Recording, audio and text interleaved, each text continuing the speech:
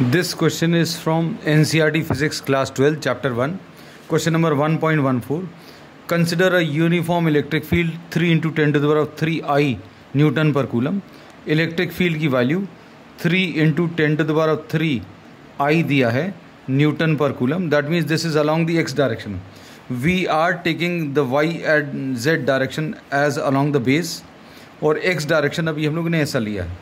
अब जो हम लोगों को स्क्वायर प्लेट दिया है, what is the flux of this field through a square of 10 centimetre on a side whose plane is parallel to the Y Z plane. अब ये बेस जो है इसका जो वाई जेड प्लेन है इसके पैरेलल है ये स्क्वायर प्लेट और इसका साइड 10 सेंटीमीटर है.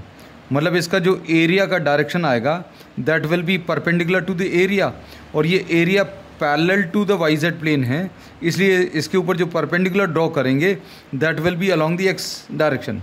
तो एरिया की वैल्यू कितनी आ जाएगी 10/100 का होल स्क्वायर और किस डायरेक्शन में आ जाएगा एरिया, ऐसा कुछ आ जाएगा. अब इसमें फ्लक्स बताना तो flux is equal to E dot A आएगा. अब ई जो है 3 into 10 to the power of 3 दिया है आई और एरिया कितना है 1/100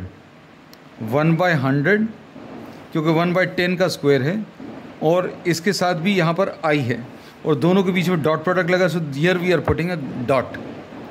अब इसमें 3 into 1000 अपॉन 100 कितना आ जाएगा 30 आ जाएगा और आई डॉट आई आ जाएगा और आई डॉट आई की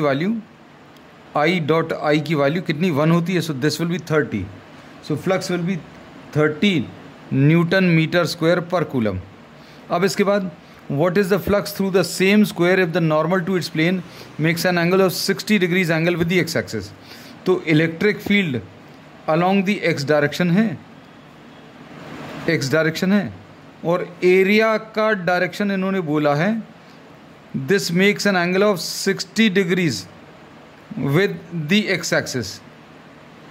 और डायरेक्शन कैसे मिलता है एरिया का नॉर्मल टू द एरिया. तो इन्होंने कहा what is the flux through the same square if the normal to the area makes an angle of 60 degrees. मतलब थीटा की वैल्यू डायरेक्टली 60 दी है तो फ्लक्स की वैल्यू कितनी आ जाएगी. Flux will be equal to E into A into cos theta.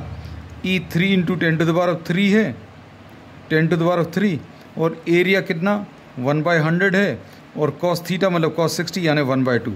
तो ये आ जाएगा 30/2 यानी 15 विल बी द आंसर.